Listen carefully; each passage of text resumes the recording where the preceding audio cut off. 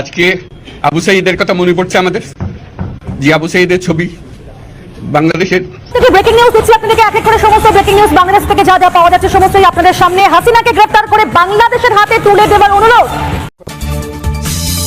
আসসালামু আলাইকুম। দেশ এবং দেশের বাইরে থেকে ঠিক এই মুহূর্তে যে আমার এই ভিডিওটি দেখার জন্য ক্লিক করেছেন সকলকে অনুরোধ করব ভিডিওটা না টেনে সম্পূর্ণ ভিডিওটা দেখবেন, কেননা আজকের এই ভিডিওটা খুবই ইম্পর্টেন্ট এবং বর্তমানে বাংলাদেশের যে সর্বশেষ আপডেট ভিডিও রয়েছে সেই ভিডিওটা এখন আমরা দেখব।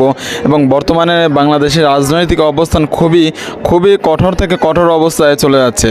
এই বিষয়টা নিয়ে সর্বশেষ যে আপডেট ভিডিও সেই ভিডিওটা এখন আমরা দেখব। তো চলুন সেই মূল ভিডিওটা দেখার আগে সকলের কাছে অনুরোধ করব, যারা এখনও আমার চ্যানেলটা সাবস্ক্রাইব করেন নাই তারা অবশ্যই সাবস্ক্রাইব করে সাথে বেল বাটনটি অন করে দিবেন। তো চলুন সেই মূল ভিডিওটা দেখে আসি, তারপরে বিস্তারিত আলোচনা করি। আশা করি সঙ্গে থাকবেন। এবং এই পুনর্জন্মে যে বাংলাদেশ পেলাম, সে বাংলাদেশ যেন অত্যন্ত দ্রুত গতিতে এগিয়ে চলতে পারে, সেটাই হলো আমাদের শপথ। সেটা আমরা রক্ষা করতে চাই, এগিয়ে যেতে চাই।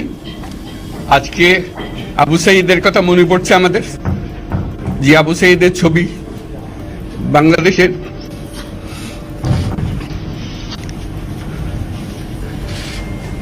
প্রতিটি মানুষের মনে গেঁথে আছে, এটা কেউ বলতে পারবে না।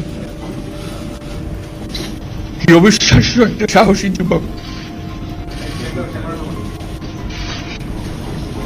বন্দুকের সামনে দাঁড়িয়ে আছে এবং তারপরে থেকে কোনো যুবক কোনো যুবতী আর হার মানে নাই, সামনে গিয়ে আছে এবং বলছি যত গুলি মারতে পারো আমরা আছি।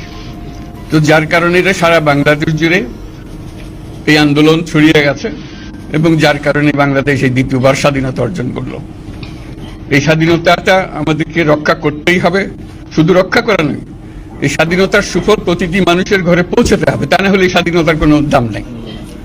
এই স্বাধীনতাকে পৌঁছানো হলে আমাদের শপথ, আমাদের যে প্রতিজ্ঞা, যে আমাদেরকে এটা করতে হবে, ঘরে ঘরে পৌঁছাতে হবে। মানুষ যেন জানে যে বাংলাদেশ স্বাধীন হওয়ার অর্থ হলো তার নিজের পরিবর্তন, ব্যক্তির পরিবর্তন, সুযোগের পরিবর্তন, তার ছেলে মেয়ের ভবিষ্যতের পরিবর্তন। এটা যেন প্রত্যেকে বুঝে নেয় এবং আজকের তরুণ সমাজকে বোঝানো যে এই দেশ এটা তোমাদের হাতে, তোমরা এটাকে তোমাদের মনের মতো করে গড়ে তুলবে। তোমরা যেভাবে স্বাধীন করতে পেরেছো, তোমরা এটাকে তোমাদের মনের মতো করে গড়তেও পারবে এবং তোমাদের দেখে সারা দুনিয়া শিখবে কিভাবে একটা দেশ, একটা তরুণ সমাজ গ্রহণ করতে পারে এবং তাকে পাল্টে ফেলতে পারে।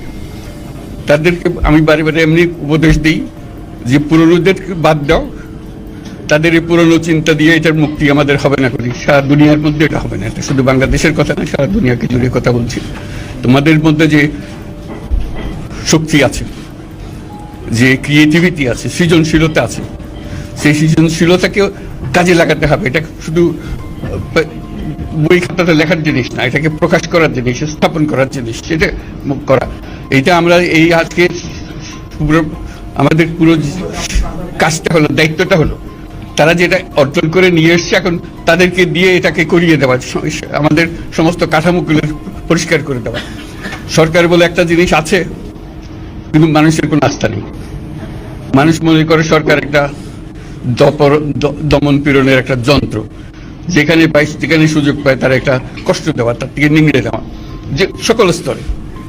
এটা হলো তার থেকে কেমন ভাবে সামাল দিতে হবে তাকে, এটা ভয়ের একটা জিনিস, তাকে সামাল দিয়ে চলা, এটা হলো সরকার।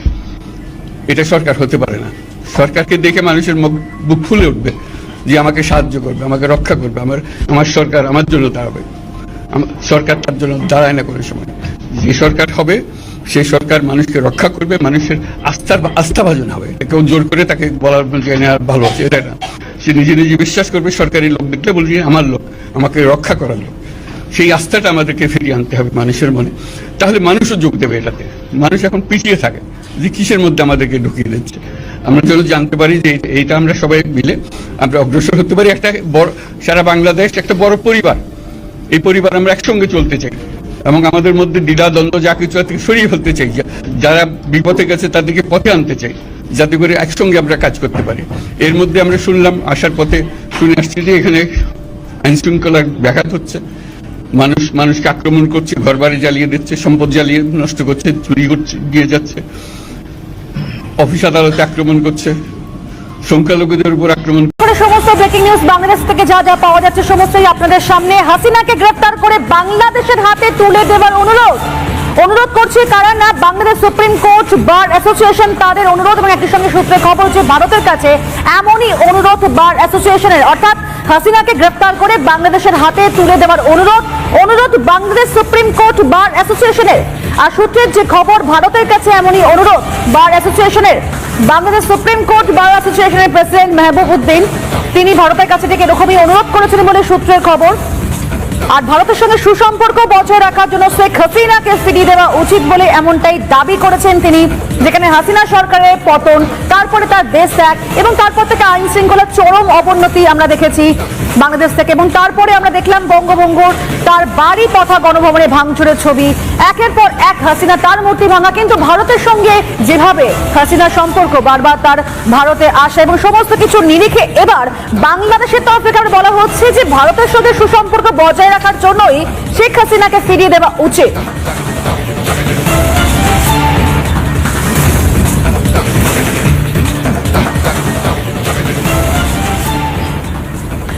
পদত্যাগের পর দেশ ত্যাগ করেছেন শেখ হাসিনা, আপাতত ভারতেই রয়েছেন মুজিবুর না, কিন্তু সে তো সাময়িক। তাহলে বাংলাদেশের সদ্য প্রাক্তন প্রধানমন্ত্রী এবার যাবেন কোথায় দেখুন।